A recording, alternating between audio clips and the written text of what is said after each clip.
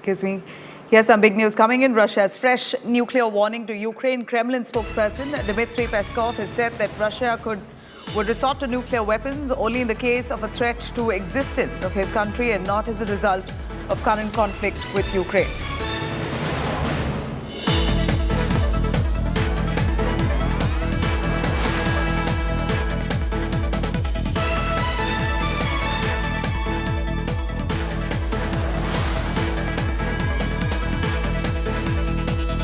Here's Russia's fresh nuclear warning to Ukraine. Kremlin spokesperson Dmitry Peskov has said that Russia would resort to nuclear weapons only in case of threat to existence of his country and not as a result of current conflict with Ukraine. Remember, this war has entered day 34 and Russia has been flexing its nuclear muscle time and again, giving out warnings. And now a word that's come in from Kremlin spokesperson Dmitry Peskov, who says that Russia would resort to nuclear weapons only in the case of threat to the country's existence. Let me cut across to Rajesh, joining us live for more on that, right from the capital city of Kiev, Ukraine.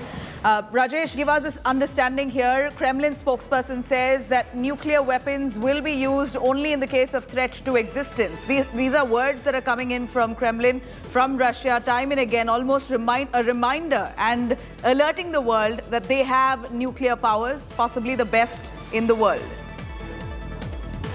Look, Nabila, Russia has maintained right from the beginning of this war, in fact, before the war even started, that they will use nuclear weapons only if it's an existential threat to their country. And they have repeated the same thing again now, that what West or NATO or some leaders are trying to portray Putin as some kind of madman who has his hands on a nuclear button. They're trying to say that they're trying to make it clear that they are not crazy, that they will use it for any small outcome in this war or anything. It will be used only in case of existential threat if Russia faces it. But at the same time, they also remind the West and NATO that they are a nuclear power still, and any kind of interference in Ukraine, they will not tolerate that. And in case any country tries to interfere in the ongoing military operations in Ukraine, then as Putin said, they will witness the worst day in their history they have ever seen. Nabila. Right, Rajesh, stay with us. Let me quickly cut across to the reaction coming in from Kremlin spokesperson Dmitry, while he reminds the world that they are a nuclear power but will not use it unless there's a threat to the existence of Russia. All right, let me quickly cut across to Rajesh on that. Rajesh, there you have it. Dmitry, Russia's spokesperson, Kremlin spokesperson there, almost reminding that they are a nuclear power. This is almost a fresh warning that's coming in from Kremlin spokesperson Dmitry, reminding that Russia is a nuclear power, but will use it only if at all there is threat to existence. We've heard what Russia has to say. Give us an understanding. Russia has been constantly reminding the world of its nuclear prowess.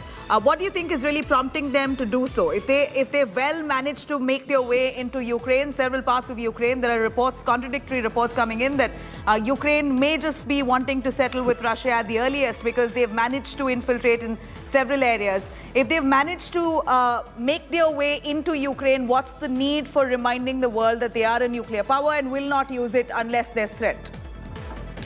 Look, Nabila, Russia is trying to convey a message that they are reasonable, that they are not unreasonable in the threats which they're giving. They feel that any kind of Western interference, or if Ukraine joins NATO, it is a threat to them. It's an existential threat to Russia, and they will not accept it. At the same time, they're trying to tell them that what Russia is still a military superpower, has these nuclear weapons, and in case they are threatened or in case West interferes in that, they are capable of using it, but they will not use it for a small outcome in Ukraine. It is a message to the West, basically. They're trying to caution them that please understand what are Russia's security concerns, try to appreciate them, but if you try to play around with our security and try to interfere in any way, we will not tolerate it.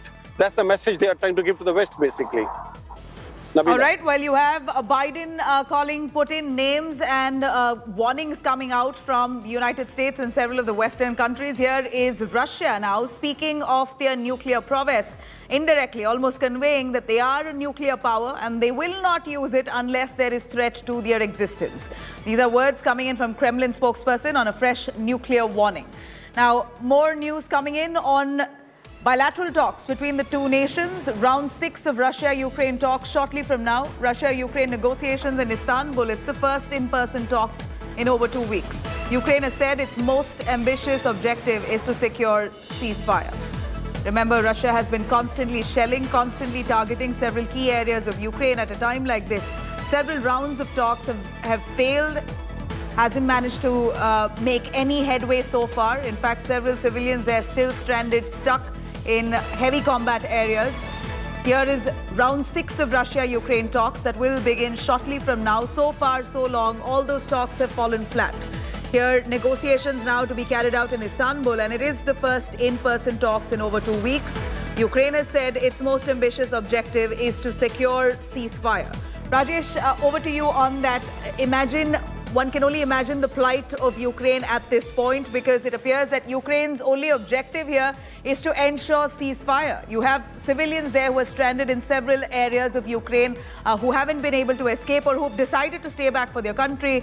At a time like this, Russia's constant shelling has put the entire nation under threat. Look, Nabila, Ukraine has been seeking a ceasefire, not just now. In fact, in last 2 rounds also, they have insisted that there should be some kind of ceasefire before talks can go on any further. But Russia did not agree to it, and understandably so, because from military point of view, what I can tell you is they had the momentum of war going. They were closing in on Kyiv. They were making progress in the east and south. So for them to allow to go for a ceasefire at that moment militarily would have been very, very costly. So they did not go for it. But right now, Russia is in the process of stabilizing its gain in the east and south, and they might show some kind of softening on this particular demand of Ukraine in case Ukraine also show a positive attitude towards the demand set forth by Kremlin. Nabila.